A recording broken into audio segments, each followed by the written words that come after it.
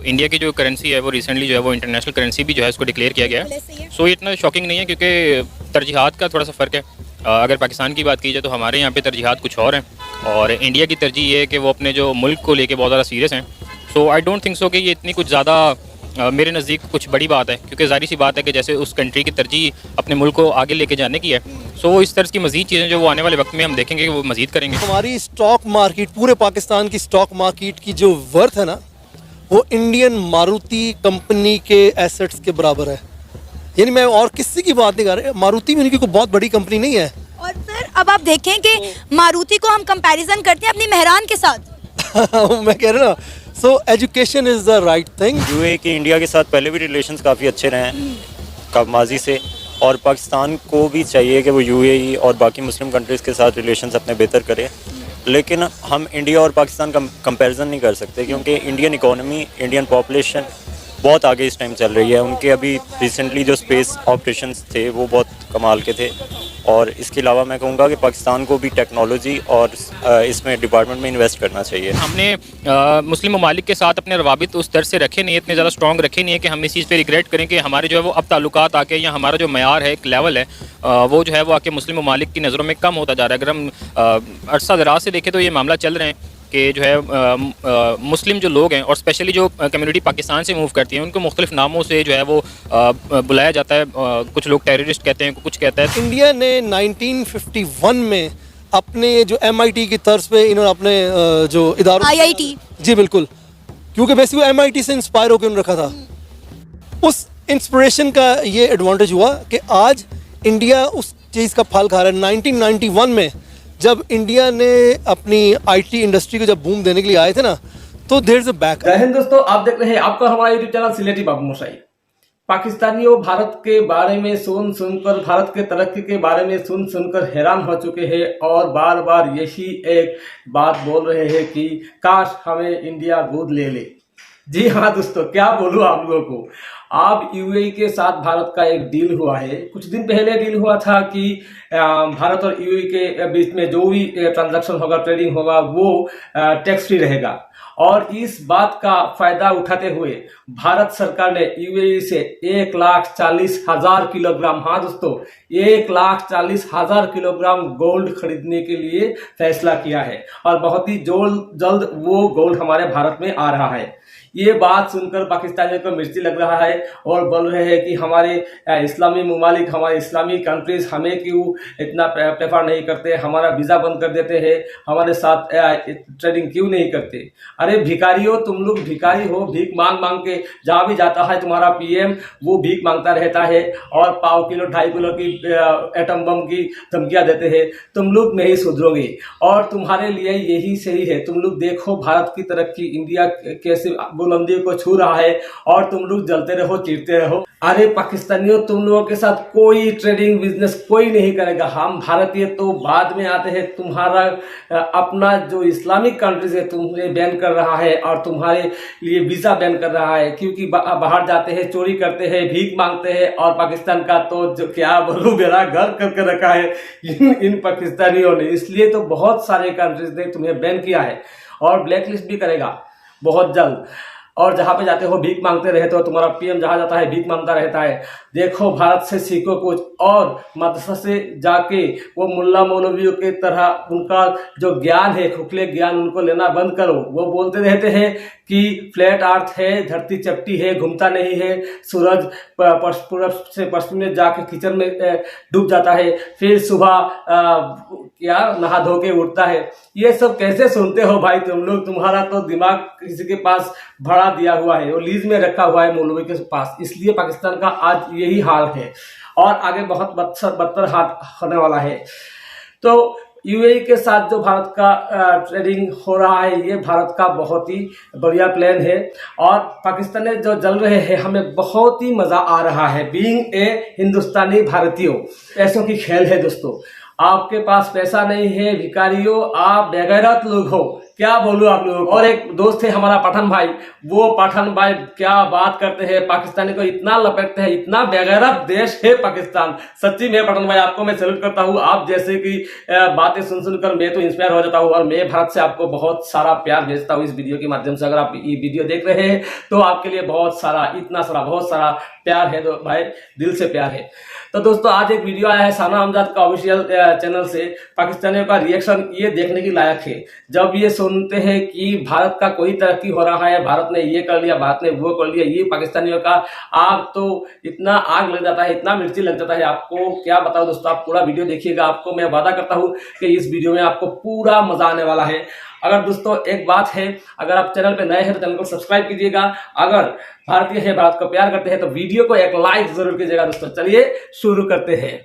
नाजरीन, हम देख रहे हैं कि गुजरते वक्त के साथ साथ इंडिया और यूएई के दरमियान ताल्लुकात मजबूत से मजबूत तर होते जा रहे हैं।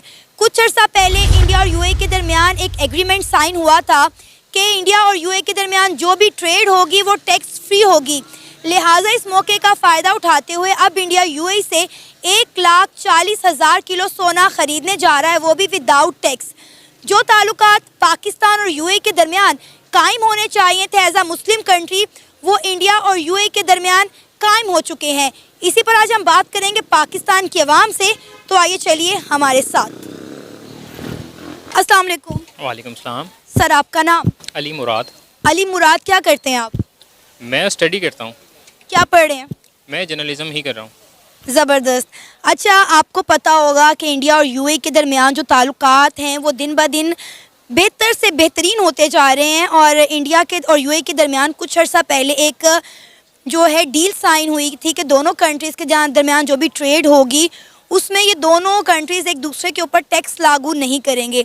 अब इंडिया जो है वो यूएई से 1,40,000 किलो सोना लेने जा रहा है विदाउट एनी टैक्स। क्या कहेंगे आप इस पर? जी, कहना बस यही है कि इतना कोई ज़्यादा शॉकिंग चीज़ तो नहीं है ये, क्योंकि अगर तो आप कंपैरिजन में चले जाएं तो इंडिया की जो करेंसी है वो रिसेंटली जो है वो इंटरनेशनल करेंसी भी जो है उसको डिक्लेयर किया गया है। सो इतना शॉकिंग नहीं है, क्योंकि तरजीहात का थोड़ा सा फ़र्क है। अगर पाकिस्तान की बात की जाए तो हमारे यहाँ पे तरजीहात कुछ और हैं, और इंडिया की तरजीह ये है कि वो अपने जो मुल्क को लेके बहुत ज़्यादा सीरियस हैं। सो आई डोंट थिंक सो कि ये इतनी कुछ ज़्यादा मेरे नज़दीक कुछ बड़ी बात है, क्योंकि ज़ाहिर सी बात है कि जैसे उस कंट्री की तरजीह अपने मुल्क को आगे लेके जाने की है, सो वो इस तरह की मज़ीद चीज़ें जो वो आने वाले वक्त में हम देखेंगे कि वो मज़ीद करेंगे। अच्छा, हमने ना कुछ दिन पहले ये खबर सुनी और इस पर हमने काम भी किया, वीडियो भी हमने रिकॉर्ड की कि इंडिया और यूएई के दरमियान जो है ऑयल डील हुई है। जैसे आपने बात की इंडिया की करेंसी की, और इंडिया ने यूएई को जो पेमेंट की थी वो इंडियन करेंसी के अंदर की थी। जी बिल्कुल। सिर्फ यूएई नहीं, और भी तकरीबन 16 से 17 ममालिक ऐसे हैं कि जिनके साथ इंडिया की जो ट्रेड चलते हैं, और इस साल से जो है वो ट्रेड पहले डॉलर्स में वो करते थे, लेकिन आफ्टर दैट के जब उनकी अपनी करेंसी जो है वो इंटरनेशनल डिक्लेयर हुई है, सो उनकी अब जितनी भी ट्रेड है वो तो उनकी अपनी करेंसी में हो रही है। सो इसका जो है वो बेनिफिट उनको बहुत ज़्यादा है, और आई होप के हम भी इस तरफ थोड़ा सा तवज्जो दें कि हम अपनी चलें करेंसी को फिल फॉर तो इंटरनेशनल नहीं कर सकते, लेकिन हाँ मुआशी हालात को कुछ बेहतर कर लें, ताकि और कुछ ना हो तो हमारी आवाम को तो फ़ायदा हो। लेकिन आपको ये नहीं लगता कि जो ताल्लुकात इंडिया और यूएई के दरमियान बिल्ड हो रहे हैं, जो उनके दरमियान free trade deal agreement sign हो रहे हैं, ये हमारे साथ होना चाहिए था एज आ मुस्लिम कंट्रीज़? ये अपॉर्चुनिटीज़ हमें ज़्यादा मिलनी चाहिए थी। मेरे नज़दीक जितनी जैसे जैसे वक्त बदल रहा है, सिर्फ हमारे पास यही कहने को बच गया कि हम मुसलमान हैं।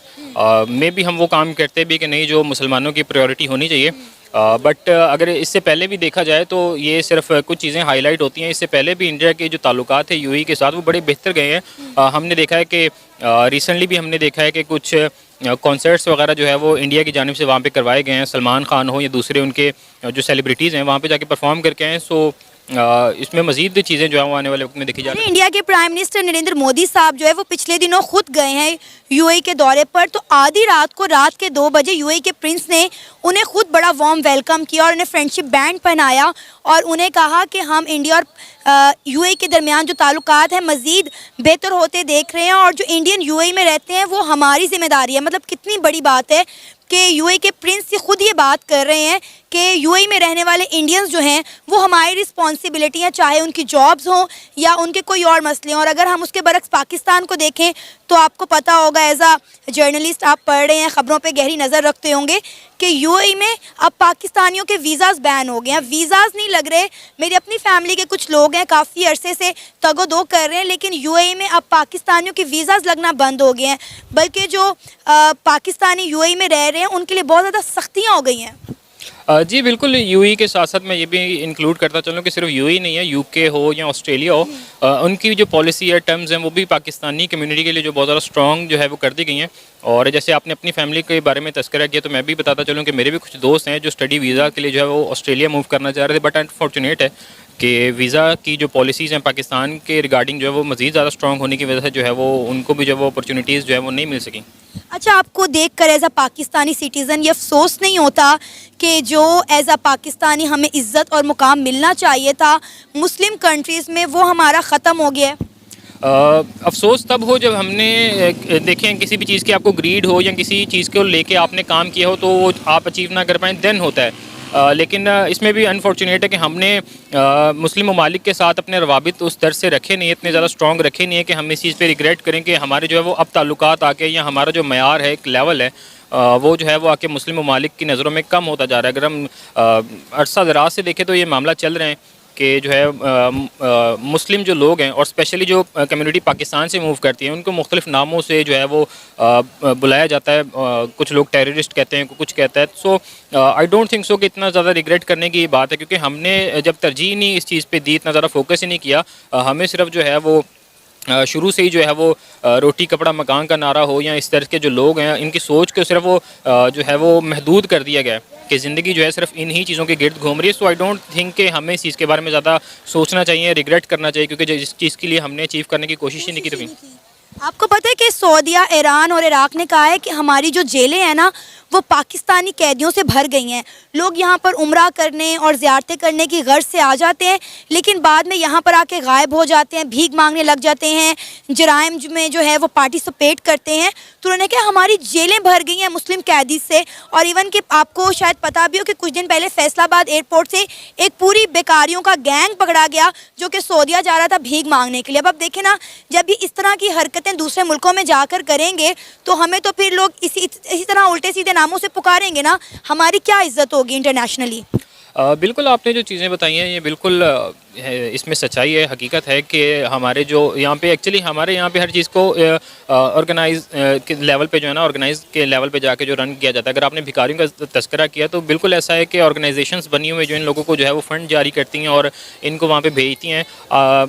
उम्रा पे लोग जाते हैं या हज के दौरान जाते हैं तो वो इसी तरह के जो है वो काम करते हैं। इवन के टूरिस्ट जो जाते हैं, टूरिस्ट वीज़ा पे जाते हैं दुबई में या दूसरे ममालिक में, तो उनकी कोशिश यही होती है कि हम जो है वो लीगली जो है वो टूरिस्ट वीज़ा पे जाएं और वहाँ पे जाके बाद में कुछ लोग जो हैं वो छुप जाते हैं और इलीगल वेज में जो है वो एक्टिविटीज़ करते हैं। और साथ ही साथ ये भी है कि जो लोग डंकी लगा के जाते हैं तो वो थ्रू आउट जो कंट्रीज़ जिन कंट्रीज़ से वो होते जाते हैं, जो जहाँ पे जो है वो पुलिस पकड़ लेती है, जिसको अरेस्ट कर लिया जाता है, तो फिर जाहिर सी बात है वो वहीं पे जेल में जो उनको वो कैद के लिए रख लिया जाता है। सर आपका नाम? आबिद हुसैन। क्या करते हैं सर आप?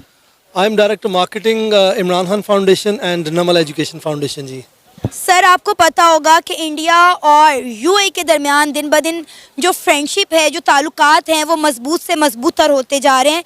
एक ख़बर निकल कर सामने आ रही है कि इंडिया यूएई से 1,40,000 किलो जो सोना है वो ले रहा है, वो भी विदाउट एनी टैक्स। क्योंकि कुछ दिन पहले इंडिया और यूएई के दरमियान एक डील साइन हुई थी कि इन दोनों मुल्कों के दरमियान जो भी ट्रेड होगी, जो भी डील होगी, वो फ्री ऑफ टैक्स होगी। यानी दोनों मुल्क एक दूसरे के ऊपर जो है वो टैक्स लागू नहीं करेंगे। क्या कहेंगे इस डील के हवाले से? और अब जो इंडिया इस डील का फ़ायदा उठाते हुए यूएई से इतनी बड़ी मात्रा में जो है गोल्ड ले रहा है, इस पर आपका क्या कहना है? बात यह है कि अपना वो टैक्स उसके अंदर इन्वॉल्व हो या ना हो, दैट डजंट मैटर। क्योंकि पूरी दुनिया के अंदर जब तल्लुकात देखे जाते हैं ना, तल्लुकात दो चीज़ों को मानते हैं, वो हमेशा इकनॉमिक या किसी वेस्टेड इंटरेस्ट की वजह से होते हैं। ये असल में आपको इस चीज़ को रियलाइज़ करना चाहिए कि आप एज नेशन उनके लिए क्या हैं और इंडिया एज नेशन उनके लिए क्या है, राइट? और अच्छा, अब इंडिया भी इसलिए देख रहा होगा कि वो हमारे लिए क्या कमर्शियल या प्रोफेशनल बेनिफिट हमें दे सके। दैट्स द होल, सारी दुनिया इसमें चलती है। ना कोई किसी का मामू का बेटा है, ना कोई किसी की खाला की बेटी है, वो सिंपली एक ही चीज़ है, हर मुल्क अपने इंटरेस्ट को देखता है। मैं ऑनेस्टली एज पाकिस्तानी मैं समझता हूँ कि शायद हमारी कौम की एज नेशन हमारी नालायकी है कि हमें जिन चीज़ों पर कैपिटलाइज करना चाहिए था हमने नहीं किया। आप माशाल्लाह, ये वो खबर है, सच्ची बात मैंने अभी तक नहीं सुनी जो आप मुझे दे रही हैं, मगर आपने अगर दूसरी बार सुनी हो तो आज से चंद दिन पहले पाकिस्तान स्टॉक एक्सचेंज के अंदर एक बहुत बड़ी न्यूज़ थी कि आपके बहुत सारे एसेट्स जो कि आपके पेट्रोल और ऑयल रिजर्व्स के पॉइंट ऑफ व्यू से थी, कि वो लोग आपकी वो चीज़ें लेके आपसे जा रहे हैं जो कि लिटरली मुफ्त के भाव हैं। यहाँ पर टैक्स को आप भूल जाए ना, आप तो टैक्स करके मुझे तो हो रहा है कि आप तो उसका सही उसकी तय तक पहुँची नहीं। आप इशू टैक्स नहीं है, इशू ये है कि आप अपनी चीज़ की कीमत क्या लगाते हैं। व्हेन यू सेल चीप तो फिर आप there is no mercy, there is no mercy. ये दुनिया बहुत जालिम है, ठीक है ना जी। और इसमें बड़ा इम्पॉर्टेंट होगा, इट्स नेवर लेट। बात है कि आज भी अगर हम अपना स्टैंस सही कर लें एज नेशन कि हमने अपने मुल्क को कहाँ प्लेस करना है, अपनी इज़्ज़त हमने खुद बनानी है, कोई हमारी इज़्ज़त नहीं करेगा। तो that's all I wanted to say. अब आप सर देखें कि सिर्फ यूएई नहीं है, अभी इंडिया के फॉरेन मिनिस्टर जो हैं वो रशिया के दौरे पर थे और वो रशिया में बड़ी बड़ी डील्स करके आए हैं। स्टॉक की आपने बात की तो स्टॉक मार्केट की मैं बात करूं तो इंडिया जो है वो $4 ट्रिलियन पर खड़ा हुआ है। तो अब देखें कि इंडिया किस किस जगह पे हम इंडिया को बीट करने का सोचें। हर सेक्टर में तो इंडिया हमसे आगे बढ़ चुका है। अब रशिया के साथ उनके ताल्लुकात हद से ज़्यादा बेहतर हैं, चाइना के साथ उनके बेशक जो भी मामलात हों वॉर वगैरह के, लेकिन चाइना के साथ भी उनकी डील्स चल रही हैं। फिर उसके अलावा आप अमेरिका को देख लें तो इर्द गिर्द जितने भी बॉर्डर लगते हैं इंडिया के, इंडिया उन्हें यूटिलाइज कर ले। लेकिन मैं कहती हूँ कि एज अ पाकिस्तानी हमारी बदकिस्मती है कि हमारे बॉर्डर जिन ममालिक के साथ लगते हैं हमारी उनके साथ बनती नहीं है। अफगानिस्तान के साथ हमारा बॉर्डर लगता है, इंडिया के साथ बॉर्डर लगता है और दोनों मुल्कों के साथ हमारी बनती नहीं है। मैं एक थोड़ी सी बात कहूँगा, बात थोड़ी हार्श है। लाइक मैं आपको नहीं जानता, अभी आपसे मुलाकात हुई, आप मुझे एक पढ़ी लिखी सुलझी खातून लगी, सो दैट्स वाई मैं आपसे बात कर रहा हूँ। एक नहीं, देयर इज़ अ वे कि आप एक ड्यू रिस्पेक्ट देते हैं, आपको ड्यू रिस्पेक्ट मिलती है आपको, दोनों एक दूसरे को, ये दुनिया का असूल है। हमारी जो सबसे बड़ी प्रॉब्लम रही है ना, इज़्ज़त किसकी, इज़्ज़त हमेशा दुनिया में होती है एक पढ़े लिखे बंदे की जो कि नॉलेजेबल होता है और जो कि फैक्ट्स को जानता है, जो इकोनॉमी को जानता है। हम अनफॉर्चुनेटली अगर आप इंडिया से मुकाबला करने से पहले ना, आप मैं कहूँगा 1 मिनट के लिए आप सारी चीज़ों को साइड, कारोबार को, इकोनॉमी को, सब चीज़ों को साइड में रख दें, आप सिर्फ एजुकेशन पे आ जाए। जब आपने ओ कहा है ना तो आपकी ओ के अंदर सारी चीज़ों का जवाब मिल गया। क्यों? इंडिया ने 1951 में अपने जो MIT की तर्ज पे इन्होंने अपने जो इदारों, IIT, जी बिल्कुल, क्योंकि बेसिकली MIT से इंस्पायर होकर उन्होंने रखा था। उस इंस्पिरेशन का ये एडवांटेज हुआ कि आज इंडिया उस चीज़ का फल खा रहा है। 1991 में जब इंडिया ने अपनी IT इंडस्ट्री को जब बूम देने के लिए आए थे ना, तो देयर इज़ अ बैक। अच्छा, एक मैं बड़ी मिसाल दूँ, अभी रिसेंटली जो वर्ल्ड कप हुआ है, आपने नोटिस किया कि उसके अंदर अपना जो स्पॉन्सर्स थे वो कौन कौन थे? हम सोप बेच रहे हैं, साबुन, सोसाइटियों को प्रमोट कर रहे हैं हम। जी, हम सोसाइटी को, और वो किस चीज़ को प्रमोट कर रहे हैं? उनकी जो टॉप 4 या 5 बड़े स्पॉन्सर्स थे वो एजुकेशन से रिलेटेड थे। और ये वो इतनी बड़ा उनका स्केल है, इतना बड़ा स्केल है कि अनइमेजिनेबल। मैं एक और आपको लास्ट चीज़ बताऊं, अभी मैं लास्ट वीक एक न्यूज़ देख रहा था कि हमारी स्टॉक मार्केट, पूरे पाकिस्तान की स्टॉक मार्केट की जो वर्थ है ना, वो इंडियन मारुति कंपनी के एसेट्स के बराबर है। यानी मैं और किसी की बात नहीं कर रहा, मारुति भी उनकी कोई बहुत बड़ी कंपनी नहीं है। और सर अब आप देखें कि मारुति को हम कंपैरिजन करते हैं अपनी मेहरान के साथ। मैं कह रहा ना, so education is the right thing. कौमों की तरक्की जो है, हमारे नबी पाक सल्लल्लाहु अलैहि वसल्लम ने भी इसी चीज़ पे फरमाया, कौमों की तरक्की जो है ना वो एजुकेशन होगी, आपको अपने राइट्स का पता चलेगा और आपको पता चलेगा अपने आप को कहाँ पिच करना है और आपने अपने आप को कहाँ से कहाँ लेके जाना है। और ये एकदम नहीं होगा, it will take time. Sri Lanka जो रिसेंट मिसाल है कि बिल्कुल तबाह बर्बाद हो गया इकनॉमिकली, मगर आप श्रीलंका का उसका रेट देख लें उनकी एजुकेशन का, कि वो सबसे पढ़ी लिखी कौम है, 90% ज़्यादा उनका रेट ऑफ उनका एजुकेशन है. So that's all I wanted to say जी. और जो मकसद जो इस बात करने का ही होना चाहिए कि हमें अपने नबी पाक सल्लल्लाहु अलैहि वसल्लम ने जो हमें फरमाया ना, हमें उस तरफ वो एक ही के वो इल्म हासिल करो, चाहे चीन में जाना पड़े. टेक्नोलॉजी, आजकल टेक्नोलॉजी का ज़माना है, जिसके पास इल्म नहीं होगा वो तो कहीं भी नहीं जा सकता. जाहिर है सर, 21वीं सदी चल रही है और 21वीं सदी में मुझे नहीं लगता हम साइंस एंड टेक्नोलॉजी के बगैर किसी भी मुल्क के साथ मुआवजा कर रहे हैं. वर्ल्ड बैंक ने कहा है कि जी पाकिस्तान जो है वो तो दिवालिया होने वाला है, क्योंकि पाकिस्तान अपने जो पाकिस्तान का इकोनॉमिक मॉडल है ना वो काम नहीं कर रहा. पाकिस्तान में गुर्बत की शरह बढ़ रही है और पाकिस्तान अपने साथी मुल्कों से बहुत पीछे रह गया है. मैं 2 लफ्ज़ों में इसको आपको सम अप कर दूँ. हमारी सबसे ज़्यादा एक्सपोर्ट जो है ना, क्योंकि फॉरेन रिजर्व्स आता है तो आप आप तरक्की करते हैं, या आपका कह लेंगे आपका गुजारा हो रहा है. गुजारा ही कहूँगा. आपकी इंडस्ट्री के अंदर अगर आप इसकी टेक्सटाइल की बात करें ना, आपकी टेक्सटाइल फिनिश गुड्स बनाने के लिए भी ना आपको बहुत सारी चीज़ें इंपोर्ट करनी पड़ती हैं. क्या सबसे पहले मशीन होगी तो आप मशीनें कहाँ से आती हैं? आपने तो कुछ नहीं बनाया, हमने कुछ नहीं बनाया. आज आपकी सप्लाई वो पीछे से बंद कर देना. सपोज आपको हर एक मशीनें चलाने की गाड़ी है ना, गाड़ी का कोई मशीन की बात करें, पाकिस्तान में तो सुई नहीं बनती. तो यही तो मैं कह रहा हूँ, वो इसलिए नहीं बनती. आज गाड़ियाँ आप आ रही है, कोई भी इक्विपमेंट आ रहा, आपका उसकी सप्लाई चेन पीछे बंद कर दे, आपकी सारी इंडस्ट्री बंद हो जाएगी. आपको किसी को आपसे लड़ाई करने की ज़रूरत ही नहीं है. तो ये वो चीज़ है जिस पर आइडिया हमें सोचना चाहिए एज नेशन कि हमने इस चीज़ से निकलना है. ये कोई इम्पॉसिबल, हमारी माशाल्लाह इज़ द ब्राइटेस्ट हमारी नेशन है, हमारे लोग ठीक है, सब ठीक है. सिर्फ वो कहते हैं ना, ज़रा नाम हो तो ये मिट्टी बड़ी जरहेज खैसा की. थोड़ा सा इसको हमें उस तरफ लेके आना है. सब कुछ नेगेटिव पे नहीं सोचना चाहिए. हमें ये सोचना चाहिए जो हो गया उसको भूल जाए, आगे का सोचें कि आगे हमने क्या बेहतर कर सकते हैं. आपका नाम? दानिश शहजाद. दानिश, क्या करते हैं? मैंने अभी रिसेंटली A-levels कंप्लीट किया है, अभी रिजल्ट का वेट कर रहा हूँ मैं. फ्यूचर प्लान्स क्या हैं?